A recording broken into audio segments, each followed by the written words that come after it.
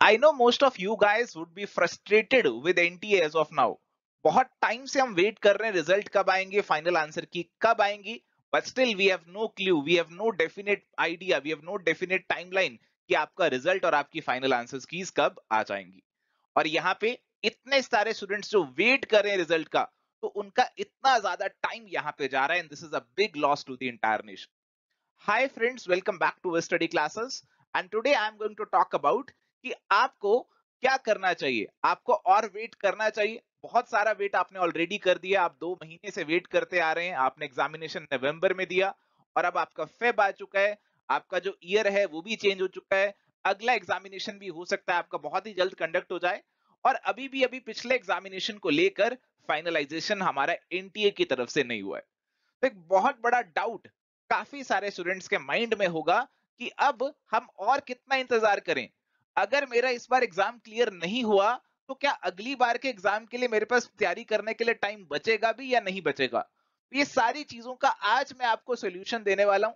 I am going to show you कि cut off किस range में रह सकता है, और I am going to tell you कि ग्राउंड रियलिटी अभी क्या है, आप किस स्टेज पे खड़े हैं, और अभी आपके पास कितना टाइम है अगले एग्जामिनेशन के लिए। So let's quickly start this discussion.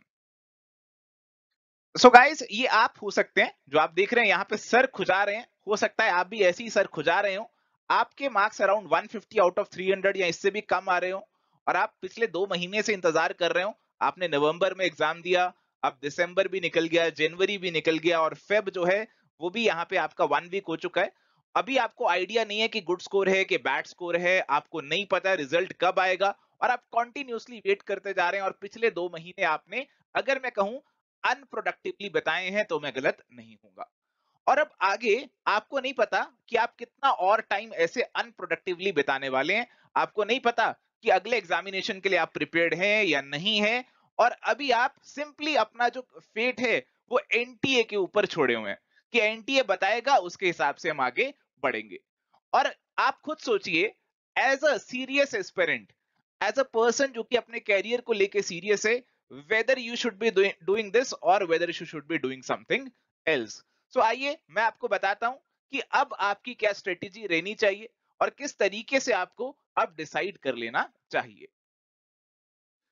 So this is the ground reality guys. तो आप यहाँ पे देख सकते हैं कि आपकी क्लॉक जो है, आपका जो टाइम है, it is continuously moving. NTA result को लेकर कोई मूवमेंट नहीं कर रहा है, but the clock it is ticking. June 2019 के अगर मैं एग्जाम की बात करूं, तो हमारे जो एग्जाम टाइमली कंडक्ट हुए थे, तो हमारा कॉमर्स का एग्जाम 26 जून को हुआ था, और मैनेजमेंट का 24 जून को आपका एग्जाम हुआ था। और अगर मैं ये मान के चलूं कि इस बार भी इन्हीं डेट्स को आपका एग्जाम होगा, तो आप कैलकुलेट कीजिए कि आपके पास कितने डेज अवेलेबल हैं। आप कैलकुलेट करेंगे तो फेब्रुवरी आपका भी चल रहा है, मार्च अप्रैल मई आपके पास अवेलेबल है, और जून में आपका एग्जामिनेशन आ जाएगा। तो अगर हम देखें कि अगर हमें 20 यूनिट्स प्रिपेयर करने हैं इन डेज के अंदर, आप कैलकुलेट करेंगे तो आपको पता चलेगा कि एक यूनिट को तैयार करने के लिए आपके पास एक हफ्ता भी नहीं है। देखो कितने बड़े बड़े यूनिट आपको तैयार करने हैं, कितना स्कोप वाइड हो चुका है हमारे सिलेबस का।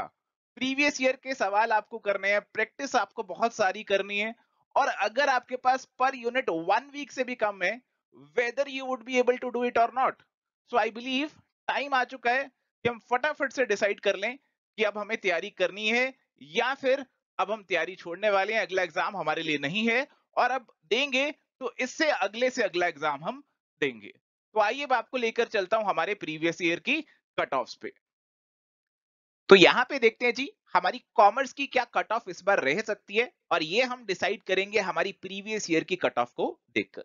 तो मैं आपको यहाँ पे कहूंगा कि दिसंबर 2019 की जो हमारे पास लेटेस्ट कट ऑफ अवेलेबल है परसेंटेज टर्म्स में, उसे एक बार देखते हैं, और फिर हम अंदाजा लगा सकते हैं कि हम कितने पानी में हैं। तो आप देख सकते हैं जी, जेआरएफ के लिए हमारी जनरल कैटेगरी के अंदर कट ऑफ अराउंड 62% रहा था, और आपके नेट के लिए केवल असिस्टेंट प्रोफेसर के लिए कट ऑफ आपका अराउंड 56% रहा था। और आप देख सकते हैं कि ब्रॉडली अगर आपके जो मार्क्स हैं 50% या उसके कम हैं, तो आपके बहुत कम चांसेस हो जाते हैं इस एग्जाम को क्रैक करने में। पर्सनली मैं भी आपसे यही कहूंगा कि अगर आपके मार्क्स 50% या उससे कम बन रहे हैं, तो इट शोज कि आपने आधा पेपर या आधे से ज्यादा पेपर गलत कर दिए। और ये ऐसा पेपर है जिसमें नेगेटिव मार्किंग नहीं है, अगर नेगेटिव मार्किंग होती तो हो सकता है कि आपके मार्क्स बहुत ही कम या नेगेटिव में भी जा सकते थे। सो दैट्स व्हाई आप अभी बहुत पानी में हैं और अभी आपको और ज्यादा एफर्ट डालने की जरूरत है। तो आप इस कट ऑफ को बेस बनाइए और उसके हिसाब से डिसाइड कर लीजिए कि अब आपको आगे क्या करना है। मैं आपसे कहूंगा कि आप जेआरएफ वाली जो कट ऑफ है उसको लेकर चलिए, नेट वाली कट ऑफ को आप मत लेकर चलिए, क्योंकि आपका गोल मैं मानता हूं जेआरएफ ही होना चाहिए। और ऐसे ही अगर आप मैनेजमेंट की तैयारी कर रहे हैं तो देखिए आपकी कट ऑफ भी कुछ इसी तरीके से रहती है। तो मैंने यहाँ पे 2020 और 2019 की कट ऑफ आपके लिए डाल दी है। और कॉमर्स की 2020 की इसलिए नहीं डाली क्योंकि वो परसेंटाइल में थी, और परसेंटाइल की कट ऑफ से आप अच्छे से अपना जो आइडिया है वो नहीं ले पाएंगे। तो यहाँ पे मैं आपको कहूंगा आप 2019 और 20 वाली कट ऑफ देख सकते हैं। तो यहाँ पे अगर आपके 61% से ऊपर मार्क्स से आपका जेआरएफ हो रहा था और अराउंड 55 पे आपका नेट हो रहा था। तो अगर आप इससे भी नीचे अभी बैठे हुए हैं, इससे भी नीचे अगर आपका स्कोर है, तो माय डियर फ्रेंड्स अभी भी आप जो है थोड़ा सा शेकी ग्राउंड्स पे हैं। और नाउ आपको डिसाइड कर लेना चाहिए कि आपको आगे प्रिपेयर करना है या फिर आपको अभी और इंतजार करना है, क्योंकि और इंतजार करना आपके लिए हो सकता है बहुत रिस्की हो जाए। So thank you guys. मेरा इंटेंशन इस वीडियो के पीछे बिल्कुल भी ये नहीं था कि आपको डराऊं या फिर एनटीए की मिलकर हम यहाँ पे एनटीए के बारे में कुछ ऐसे उल्टी सीधी बातें करें। मेरा बिल्कुल भी ये इंटेंशन नहीं था। I wanted you guys to be aware कि क्या सिचुएशन है। अगला एग्जाम अगर टाइमली होता है तो उसके लिए आपके पास कितना टाइम रहेगा, आप प्रिपेयर कर पाएंगे या नहीं कर पाएंगे। और जो हमारा प्रीवियस ट्रेंड हमें देखने को मिला है, I wanted to share with you guys so that you can be better जज of the situation right now. So I hope ये आज का डिस्कशन आपके लिए कुछ यूजफुल रहा होगा। अगर आपको ये पसंद आया तो please do like it and do share your comments in the comment section. Bye, take care, all the best.